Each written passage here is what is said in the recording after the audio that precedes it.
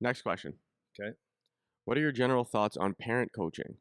You touched on this in previous segments, but it'd be great to get a more clear picture of the pros and cons for any given level. That's a good question. Okay. I like it. Parent coaches definitely get a kick in the ass all the time. It's like everyone assumes that they're only there for their own kid, and many times that's the truth. But the bottom line is especially in the youth levels, you have to have parent Yeah, you need a coaches, or else you coach. won't have any coaches. Yeah, yeah. So so I think that if we can, as organizations, if we can do a better job of vetting out who's there for the right reasons, which that might not even be possible, um, then that would be better. Preferably someone with a little bit of background, but like when we're talking 8-year-olds or whatever, it's like it's not critical that Okay, they're I'm gonna cut you off because sure. does it even matter? Like, let's say the guy's not there for the right reason. It's like, what's the wrong reason when you're 8? You know, it's like I want to get my 8-year-old to be the best 8-year-old. It's like, does that actually matter? So I don't Yeah, know and I know. unless I don't like using the word toxic, but unless it's like a toxic person Yeah, where they're just a bad person, yeah. even if they're a terrible coach when they're 8, it's like, is this like a make or break Well, thing? so this Like, is a hard thing to answer yeah, for everybody right, yeah, for because sure. people have different views, right? So if we sit here and say, so I have my views, and you have yours, and some other dad has another one, and some people say, oh no, at 8 years old they need coaches that are teaching them the game, teaching them everything properly and all that stuff, and it's critical to having a great 8-year-old coach.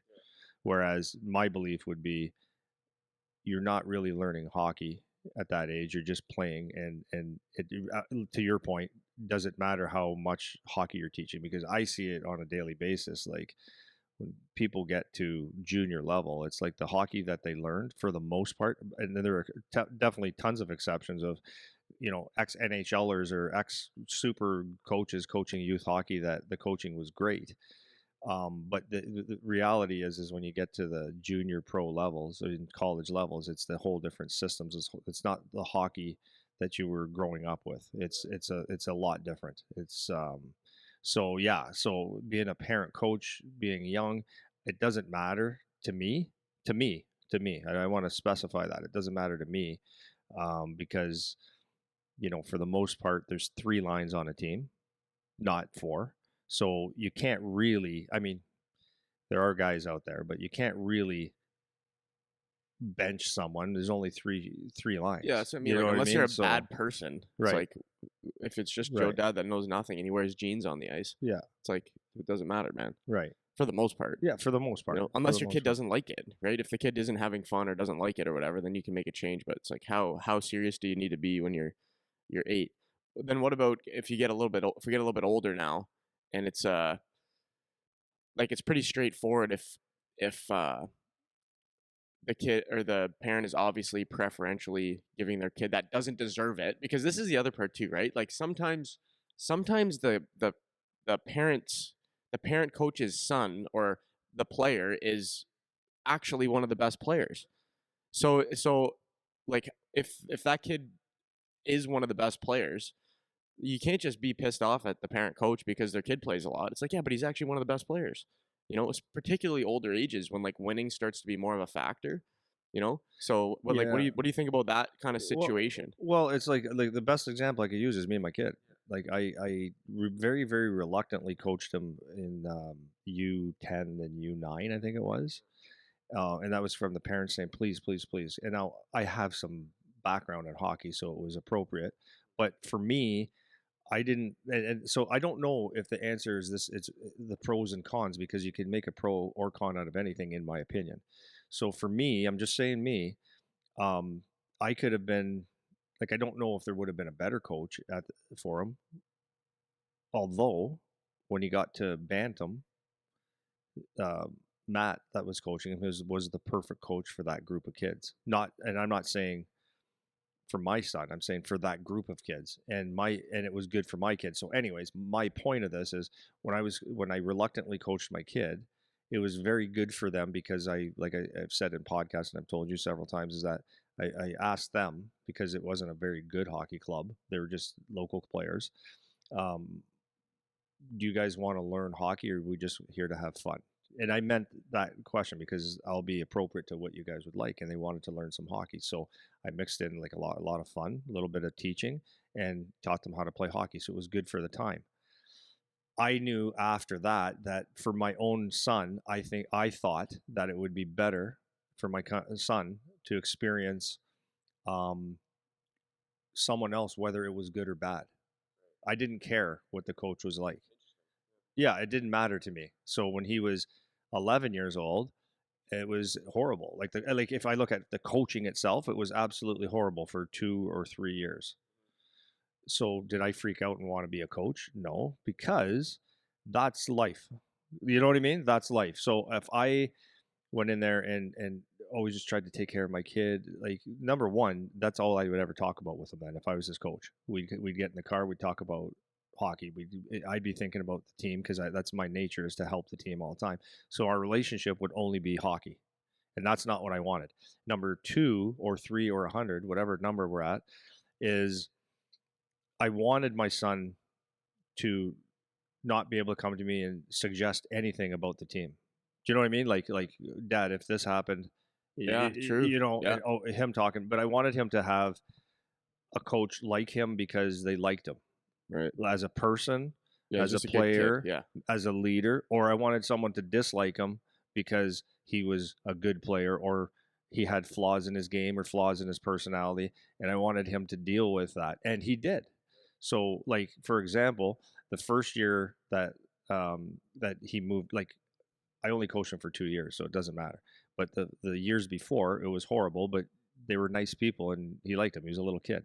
So after that, he was getting really serious about hockey, and it was horrible. And the first one, it was like, no, we're playing. Everyone gets the same, and it doesn't matter. And it was like he couldn't figure it out, and he thought this guy was a weird dude. Like, what's wrong with this guy? It's like, yeah, deal with it, because that's what's going to happen. And you don't know, right? If you're coaching your son all the time, then he doesn't get to experience anything negative or positive or something on his own merit or getting, like you said, if you're one of the best players, it's like it will always come back as well, yeah, it's because your dad's the coach. So I just wanted to get rid of that stuff, and for me it was the right thing to do because um you're going to get that, right? You're going to get the negative and positive yeah. You because want to just learn the lesson. because. Yeah, So I just wanted my son, and I would suggest that to people, is let someone else give an opinion of your son instead of yourself. And a lot of times you try to protect your kids from you shield them from that hurt or that ice time, all that kind of stuff. And it's like, no, let them learn it. let him Let them feel it a feel bit. it. Yeah. But so I said all that, like, don't coach your kid. But then if I would have coached my son, it would have been very good for him as well. Though this For was gonna me, be my follow up before I move to the next one was just gonna be maybe if you can finish on if you are the coach that has the kid on the team, you because you've like this guy said we touched on it a bit before, but how do you balance the your kid versus other kids? And let's assume your kid is actually good, right? Because if they're not that good, it's obvious. It's like you can't give them preferential treatment and give them stuff they don't deserve. Like those are easy. But if your kid's actually one of the better players, it's like if your kid is actually the leader on the team, if he's actually the captain, whatever that means, if he's actually one of those kind of guys, how do you balance that now if you're dad, you know? yeah. Well, from my experience, it's your kid gets screwed because I was aware of that. It's like if I was to put my kid, which I did at times because he was good, if I put him in a really tight game to get that extra ice to get a goal or to defend or whatever, then it was like, oh yeah, of course he's giving his kid ice. Or but so I was always feeling like, ah, God, I can't do this right now, and I shortchanged my son when I was coaching him because I wasn't able to actually coach him because I was not worried about everybody else, but I wanted everybody else to get it. And if I could spend extra time with him, the appearance of, oh yeah, he's here for his son was in the back of my mind. And I don't think you ever get rid of that unless you don't care. But I did. And I'm not saying I cared and that's better because sometimes if you just don't care and you just do your thing, that might be better too. But um, yeah, so if your kid's good, it's like, I deal with that today. You've heard this how many times? The only reason my son got drafted was because of me. Wow. The only reason that he's playing somewhere is because of me. It's like I have the connections to get him signed and be an effective player in the OHL because of me. It's like that's ridiculous. Now I will say that that's a very fortunate situation for my son to be in, to be born into a hockey world where he's around people and has connections and hears things that most kids don't hear until they're uh, In their 25 20s, yeah. years old, Right. right? That's an advantage for sure. But the kid has to do the work, not the dad. So I can talk and like, but think about how crazy that is. Like, do you think I can call Montreal Canadiens right now and say, "Hey guys, my son's really good"? Or I got friends all over. It said, "Just my son's. You got to watch my son." It's like, yeah, we did. Yeah, yeah, yeah, yeah. Shut Seriously. up. Yeah, we There's did. and if Volpec. you could influence anything, there is only so much you can influence. But again, a lot of people wouldn't even believe this, but this. I don't do that. I have it's his job to do because I know how hard this is, and if you make anything easy, the process, if you try to make the process easier, then you're only hurting your son. Yeah. Well, and I one extreme example, I'm not going to use any names, but that I can think of is dad that's like absolutely crazy influence for his kid, and he's got some money, Yep. and the kid still so that the influence would be I want my kid to be in the NHL, and the influence actually got the kid Yep. pretty far, Yep. but now he still has to make the jump Yeah, it's to play at the NHL level. Yeah. It's like dad doesn't dad make it doesn't for make it for No. you, right? You So it can doesn't. open up. Hey, you could open up some opportunities if you Yeah. really wanted. And that's the most extreme example. Yeah. Like that's the most extreme example Yeah. where you're willing to toss around tens, hundreds of thousands of Yeah. dollars, maybe Yeah. more, Yeah, who knows? to get some opportunities, and maybe the kid was good enough to get a few of those on his own or whatever. So it's not even necessarily that that behavior is the reason he got to where he is, because maybe the kid actually is good enough too.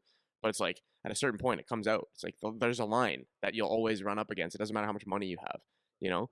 So that's funny. And even as a trainer, I do the same thing, because there's some.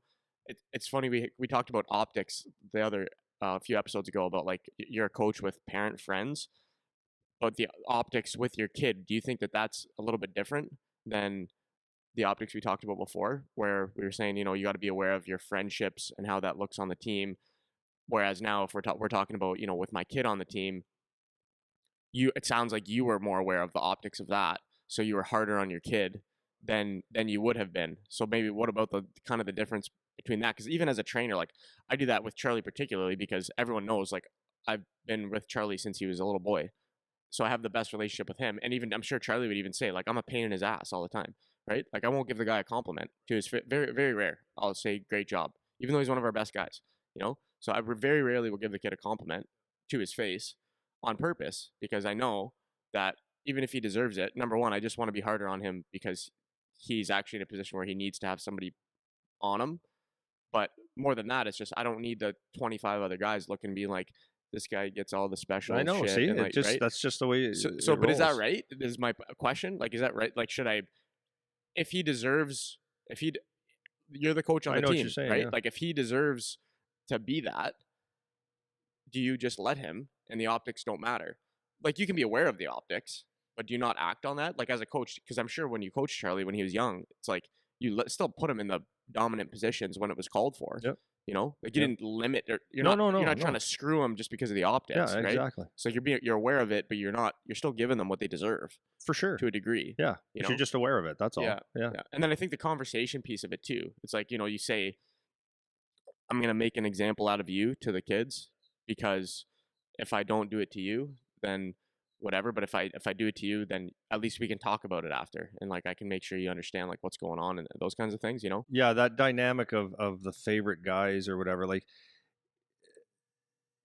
yeah, it's a weird thing because like there are like just taking me out of the equation, like so when you have the fitness groups in here or whatever, there are guys that you know that you have to compliment because they're sensitive or whatever, but then there's guys that you're going to gravitate to because maybe it's just the personality. And so you got a kid that has a good personality that could come in a good mood, that has some zip to him, that you're not trying to pull it out of him. He has the good posture, the good energy. So you like him automatically. And then the work ethic's there. He's good to other people. So you spend time to him talking, and they might ask you questions, and like other guys can look at it and say, well, that's his favorite guy. It's like, well, yeah, because he's like, I'm not saying he's our favorite, but it's just like, that's he's got everything you want in a Yeah, player there's a handful of or guys like that. Yeah. a athlete or person that just makes everything better. So of course he's going to get attention, and he it's like it's not a vanilla guy, right? It's like same in hockey, right? You look at a player, it's like a vanilla guy doesn't get the attention as a guy that actually does something, right? That does something. I don't know what the word I'm looking Yeah. for is. I think the optics of it still, it's the same as we said before. It's like, who cares? It's like give the kid what they deserve. You can be aware of it, but it's the special treatment shit. You have to make sure that that's not there.